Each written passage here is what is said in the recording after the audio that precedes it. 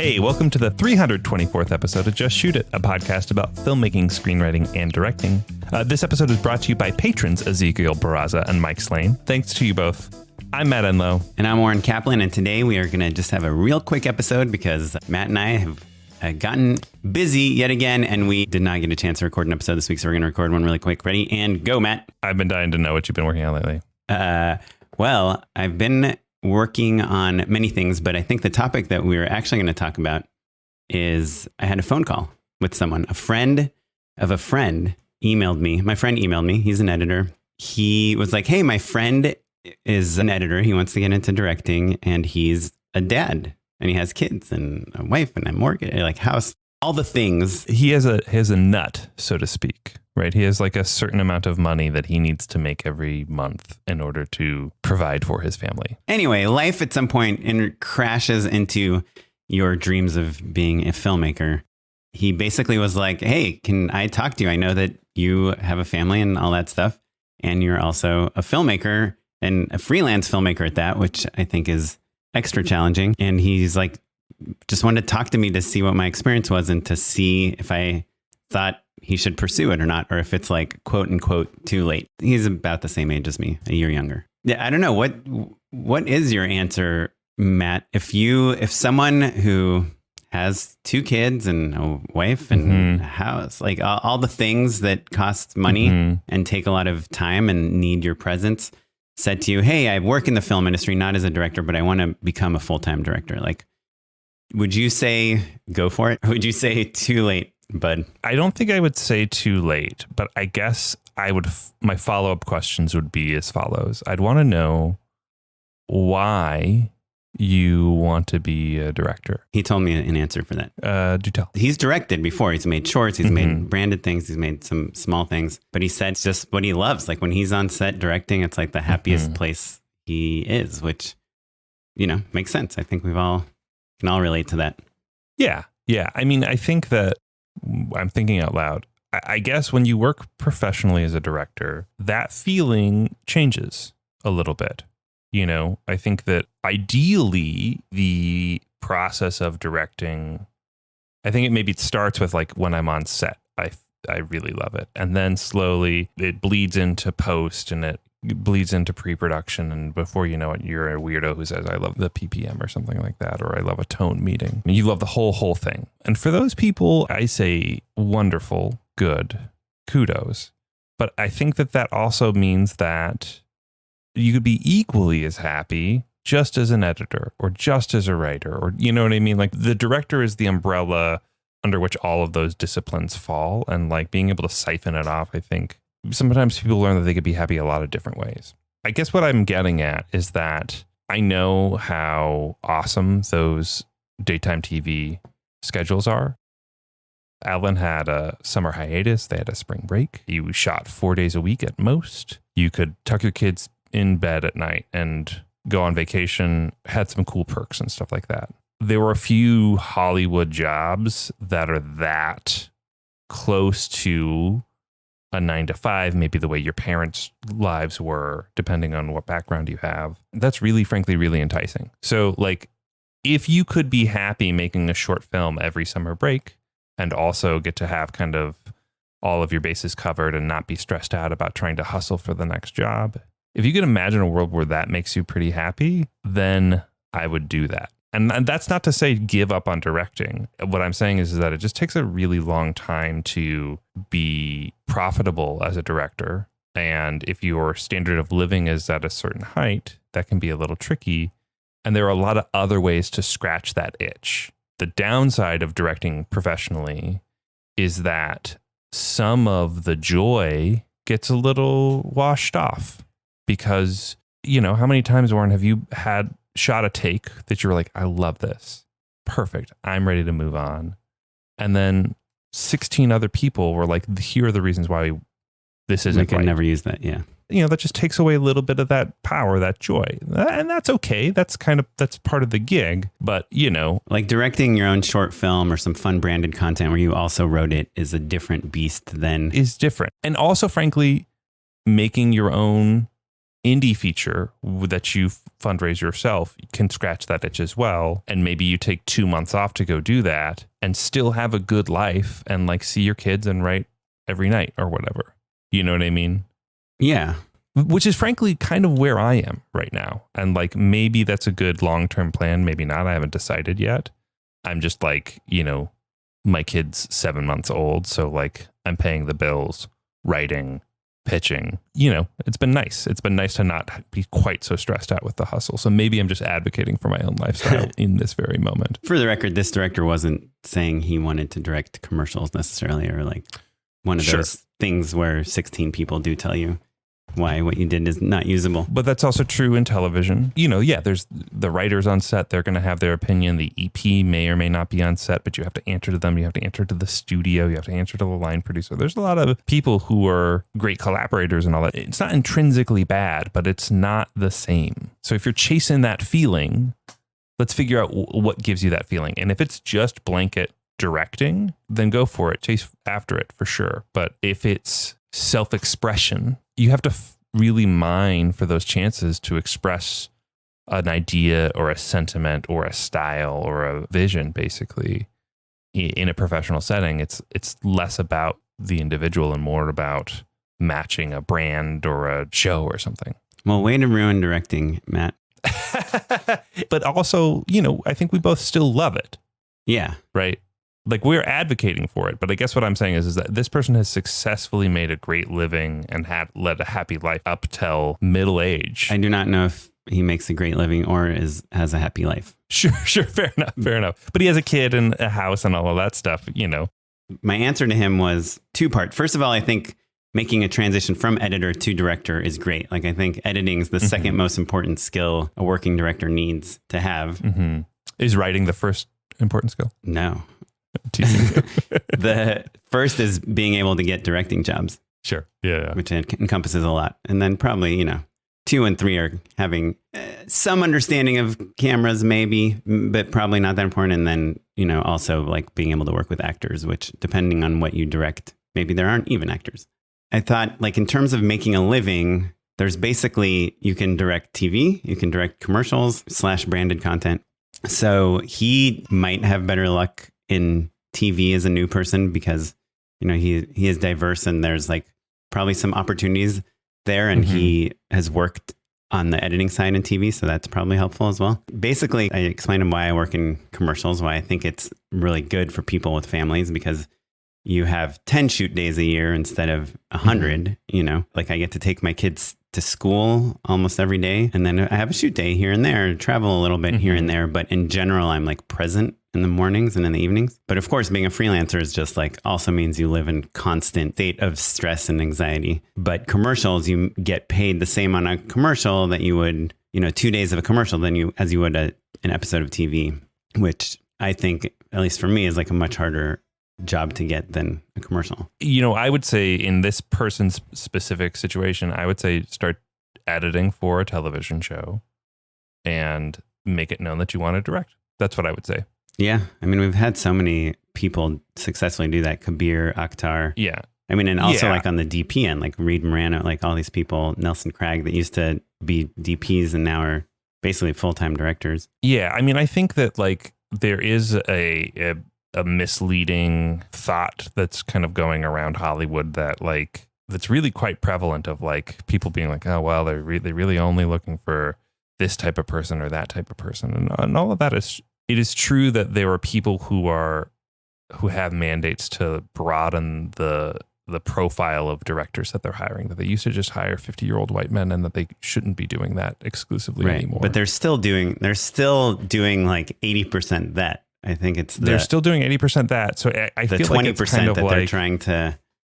And there's still a hell of a lot of people who want to direct who aren't 50-year-old white men. So it's like, if I was to say to you, Oren, you have so much better odds of winning the lottery than I do. I only have 1 ticket and you have 3. Mm-hmm.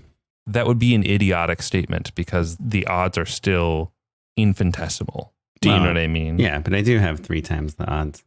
But yeah, I'm not saying it's easy. I'm just saying that for a newcomer, you do technically still have 3 times the odds. I'm saying for a newcomer, like I wouldn't advise for me to like try to get an episode of a TV show, but unless I had some ties to the showrunner. I guess what I'm saying is, but I think for him, it might be worthwhile to try. The quote unquote newcomer part is maybe moot, because the answer is, oh, you've been an editor for television for I don't know how many seasons. The best thing on your resume is editing. So go find an additional editing job on a project that you want to direct on, because that is a much, much better way to get your foot in the front door, because you're already literally in the building, than trying to apply cold.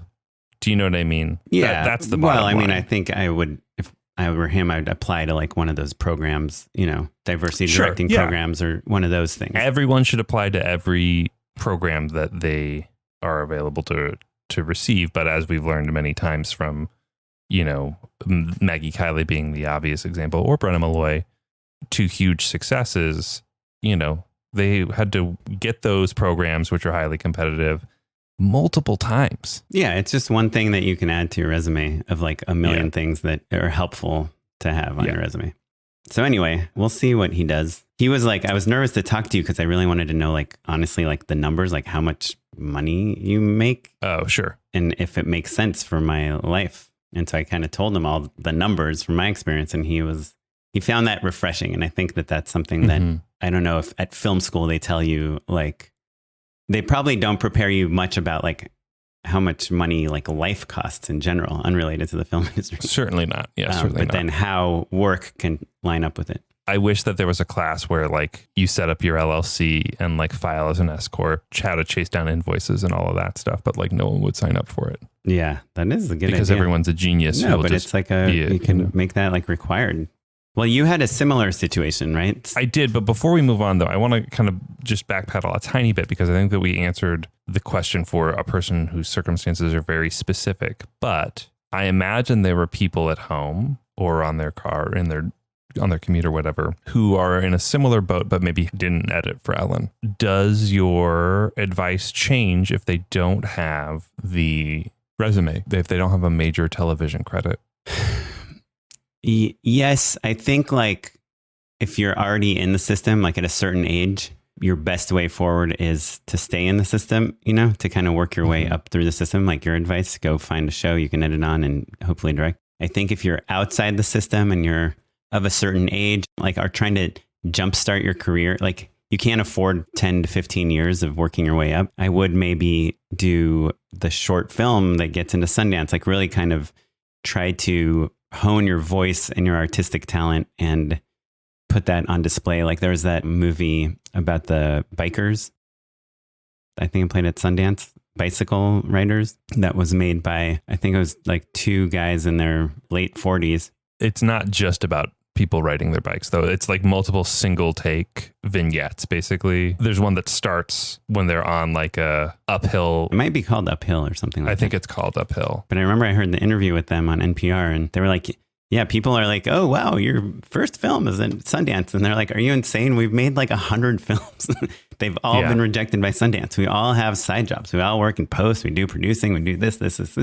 But finally, you know, we got something to Sundance, and now it's like getting us all these amazing meetings, and we're all like grown up, you know, we're not like couch surfing and making ends meet. We're like fully formed humans. I think that the advice more or less stays the same. And that's that if you can have a job that is satisfying and solid and leaves you enough time, whether that's vacation time or just creative juices at the end of the day, to write and shoot a short film twice a year or whatever, that's still a pretty good existence. That's still you shooting your shot and also living your life, basically. And if at the end of the day you're like, oh man, I just made, 12 awesome short films I really am stoked on, and like, I travel a little bit for festivals and stuff, that's pretty good.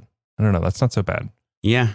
I think like the biggest piece of advice that I gave him that I was really giving to myself is that you can make it as a director, but like the most important thing is discipline, is scheduling your day, is like, hey, this is family time, this is work time, is like this is screenwriting, this is editing. This is directing. This is like, I'm going to take this money that I had for a vacation. I'm going to spend it on a spec commercial or a short film or whatever. And you have to be really good at organizing your life in that way, in a way that maybe when you're young and you have no one else to account for, it's just kind of comes natural. You want to stay up all night for 3 nights writing your screenplay, and then you want to go, like eat. Like it's fine. But when you're dealing with all these other people, you have to be much more disciplined. And I told him about Micah Fitzgerald Blue, who'd been on our podcast, and he's just finished showrunning a show. He's starting to showrun another show. He was been on, many TV staffs. He wrote A Beautiful Day in the Neighborhood, and he has a rule for his writer's room. Him and his writing partner are both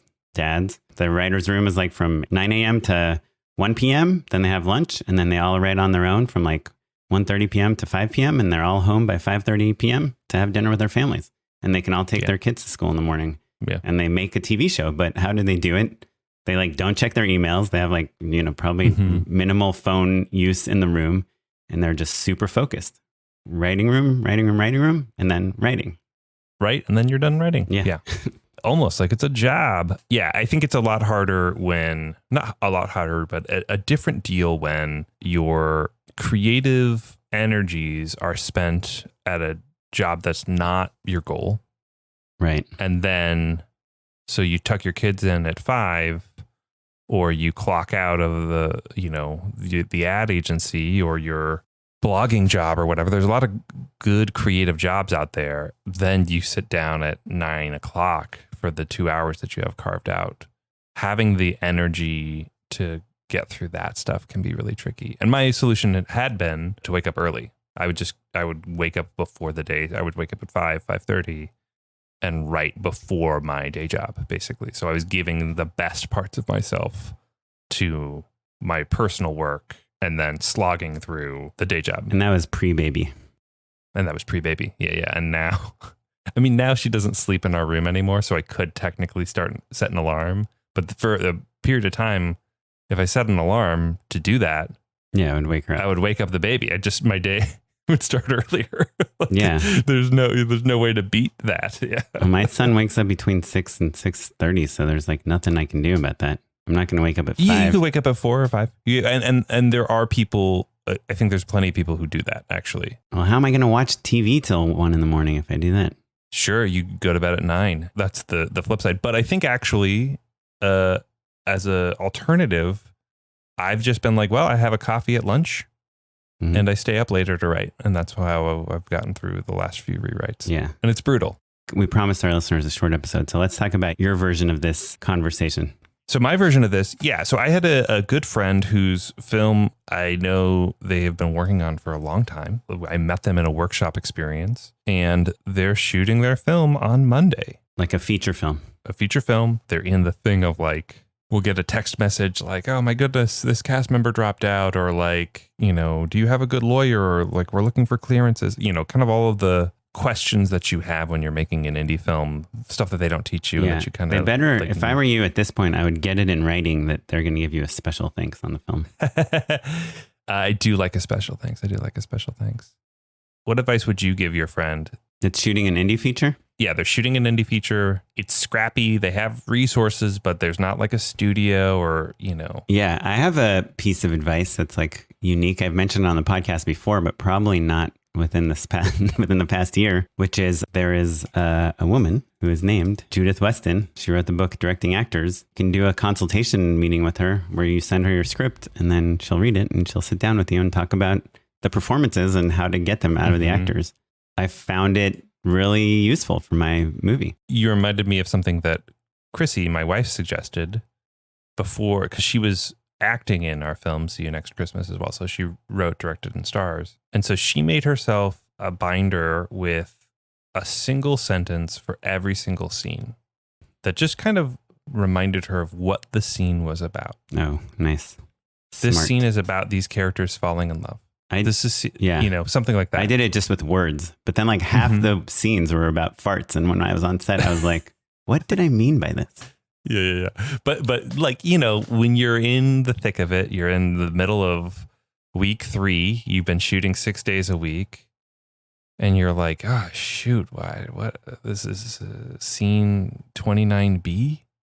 and it's a half a page long, you kind of lose sight of like, why is this even here? And like just having a quick reorientation of like, oh, right. The most important thing is that this thing happens. This is the beat. Because also, we were talking about shot lists and all that stuff. And inevitably there are gonna be scenes that you had planned to shoot in 6 setups. That was the only possible way that you could ever cover this scene appropriately. And you have time for 2.5. So what's the most important thing was a really valuable, I thought, piece of advice.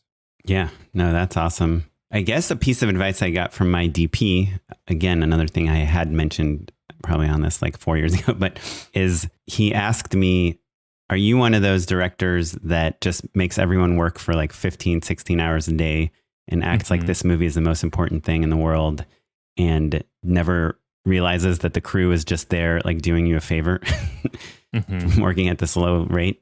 Or are you a director that like tries to make the day efficient, doesn't overshoot, like has a solid plan, and when you do have to go extra long, like makes sure your crew knows they appreciate it? Because like at the end of the day, like the dolly grip, it's not like this movie is going to go on the reel or anything. The things that make their job fulfilling and them doing it right isn't the same as making a good movie. Right. I always used to tease my producing partner, like, well, no one ever walks out of a movie and says, boy, I bet that film was scheduled really well. Right. But I do think like when you're working on a Chris Nolan movie and you do have like a 16-hour day or whatever, I actually have no idea if he has long days or not. But if you are the dolly grip on that shoot, but you see a director that has a giant vision, has a clear plan, and is our tribalism knows what they need. Yeah. It's cool. Yeah. Then you're down to do whatever. So just to remember when you're doing the indie film that you are the captain of the ship, whether you feel like it or not. There's just this great scene in Barry where this woman gets an opportunity to direct, but she hasn't directed in like 20 years. And the script supervisor is like, what do you think? Take 1 or take 2? And she's like, I have no idea. I don't know what I'm doing. I suck at this. And she's like, no, this is like amazing. It looks great. And she's like, okay, then take 2.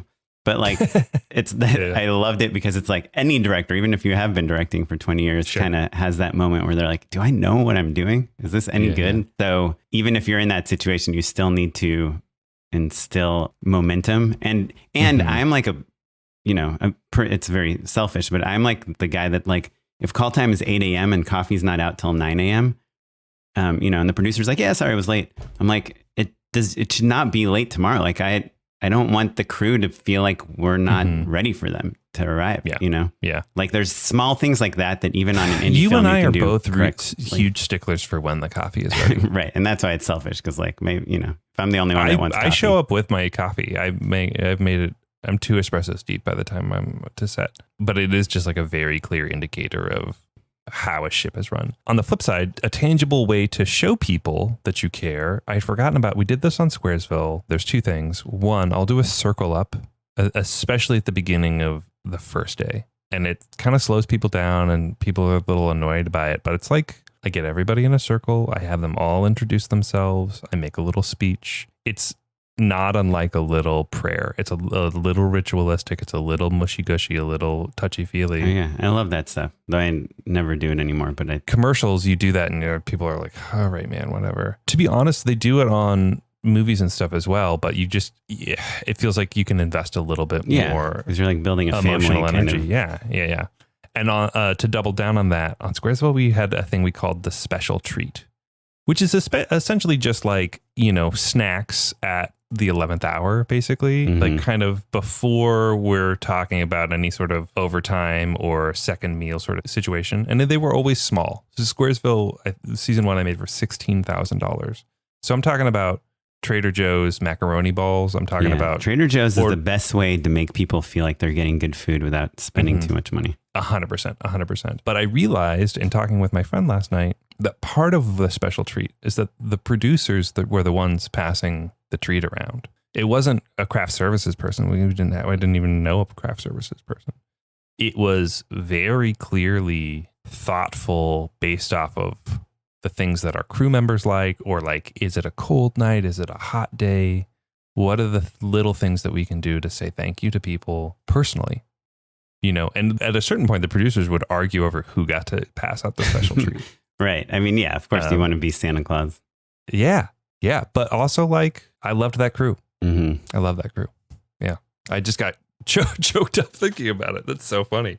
One other piece of advice for someone making a feature. I mean, there's like just the very obvious things of like, you know, have a plan, make a good shot. Let's talk to your actors ahead of time. All those things, like to have a shoot date, even if you don't have all the money, all the producing stuff. But one other thing that I think is helpful to think about is have ideas for what your poster is going to be. Try to have all the days that are the most visually interesting days, or you have your famous actor or whatever, have a still photographer on set, like shooting with like a real camera, not just an iPhone.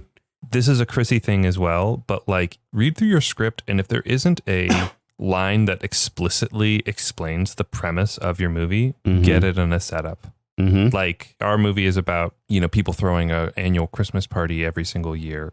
And it would have been nice if one of the characters had just been like, you throw this Christmas party every single year and I get to see these people over and over again.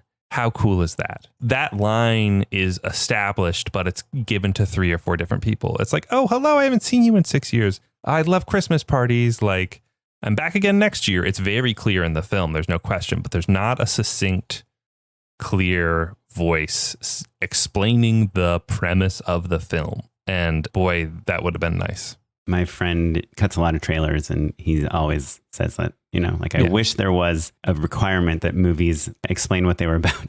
I was separated from my twin brother at birth and now I'm in love with him. Feel free to steal that idea, everyone. And also, so on the same note, just like have an idea of what your trailer is going to be, because that honestly, even at the writing stage, like helps you distill the idea, and the pitching stage even better. Helps you distill the idea. If your trailer is like, there's some big twist in the middle of your movie that you can't, that is what makes the movie good, and you can't show it in your trailer, then like there's a problem with like your whole movie. But if you can picture exactly where your trailer is and make sure you get those shots when you're shooting, you're like in such a good position when the movie's done.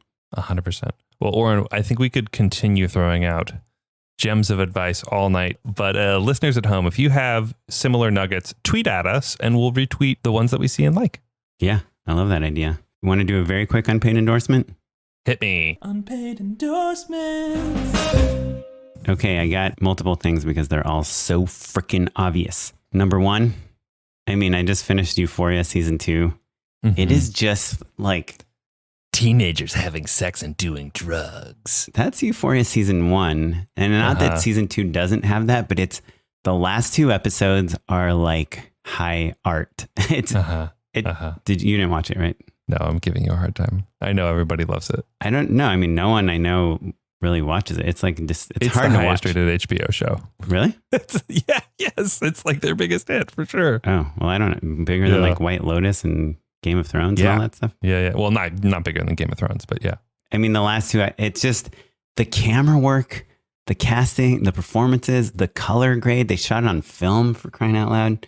The way they mess with time, and it's just so elevated. I don't even know if it's good. You know, it's just like, as a filmmaker, it's really hard to watch stuff without thinking like, oh, you know, what kind of camera did they, or how did they get the camera? Like, how did they do that camera move? Or is that wall really there? How, like, how is she crying? Is that tear real? But it's like so engrossing that you don't even have time to think about that. And once you like replay it in your mind of like the shot you just saw, you can't even think of how it would be accomplished. It's just the next level filmmaking on all levels. That's what I think about Euphoria. I just listened to SmartLess. Do you know that podcast? It's Jason Bateman, Will Arnett, and Sean Hayes host the podcast. Someone was like, oh, you should listen to this episode. And I did. And what struck me about it is that there are 3 very funny guys. They're very old friends, especially Jason Bateman and Will Arnett. They're very smart. It's produced, they do their research and all that stuff. And of course, they're like funnier than us. And maybe the podcast's a little smoother than ours and shorter for sure. But at the end of the day, I didn't think they were like such better hosts than us. So I like that your endorsement is like, this famous podcast is only a tiny bit better than ours. Yeah. Well, that their hosting skills. I mean, I think our podcast is better because we talk about the things you care about. We ask the questions that no one else is asking, but theirs is more of a comedy interview podcast, where we're more like, oh, where'd you get the money to rent that camera? Yeah. Anyhow, SmartLess. Check it out if you want. You don't have to, but it is. It sounds like people don't have to. They've got a good They have us. podcast Well, to listen they to. just had Ben Stiller on, and they talked to him about like acting versus directing, and it's like pretty Hollywoody. They talk about like, oh, you live in Malibu. How did you get to the work? What freeway do you take? Like, there's a little bit of that stuff too. I have one that's kind of a good Matt and Oren hybrid. Our old pals over at Red Giant, Seth Worley, and I don't know Hashi, but you've texted with them a little bit or tweeted with them a little bit. They have their live Friday VFX show, VFX and Chill, and they had... It's on YouTube, by the way. On YouTube. This week, today, on Friday, they had all of the VFX artists from Everything Everywhere All at Once. All 8 of them? 5 of them. Oh, 5 of them. I think typically they count Kirsten Lepore and the Daniels as the kind of the entirety of the group. So not literally all of them, but like the vast majority of them. And it was awesome. Like literally...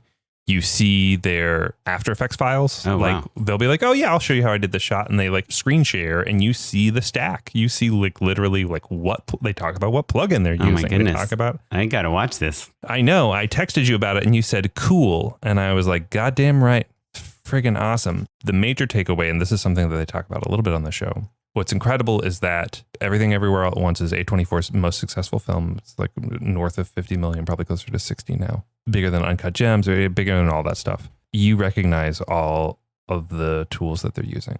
They talk about how they develop a look that is intentionally artful and a little old school. There's a lot of 2D in there, like a lot of 2D. You know, there are shots where you're like, oh, that's just straight up hand animated. And I couldn't tell because it's relatively quick or because they're kind of creating this whole vibe. But there's a shot where Michelle Khan catches a bullet between her fingers, and it's they had done it practically. They had the bullet fly in on a stick. They were going to speed ramp and all that stuff. They ended up just using photos of the bullet, and then painted on a shadow on Michelle Yeoh's face. Cool. It's like stuff like that where you're like, dang, I know how to do that. You could do a lot of their effects in Premiere. Right. That's awesome. I'll take that. It's friggin' awesome. Really fun. You know, it's like they're asking the sort of questions that we would be asking. They're screen sharing. You know, it's friggin' awesome. VFX and Chill, Everything Everywhere All at Once. It came out Friday, June 10th. Totally worth digging through. And I'm gonna watch that. Well, if you got anything you want to add, let us know. Unpaid endorsements, anything, tweet at us at justshootitpod. Email us, justshootitpod@gmail.com, patreon.com/justshootitpod. I'd love to hear from you. Let us know what's going on. Ask us questions. Yeah, it's great to interact with you all. I'm on Instagram at @okaplan. I'm on Twitter at SmiteyPyleg. And I'm at Mr. Matt Enlow. Our website is justshootitpod.com. We're going to update it eventually, guys. I promise I have to redo it all. This episode was edited by Noah Bayshore. Thanks, Noah. You can find him at Noah Bayshore with a Y on Instagram. You're listening to music provided by the Free Music Archive and the artist Jazar. Yeah. Thanks, everyone. Bye. Bye.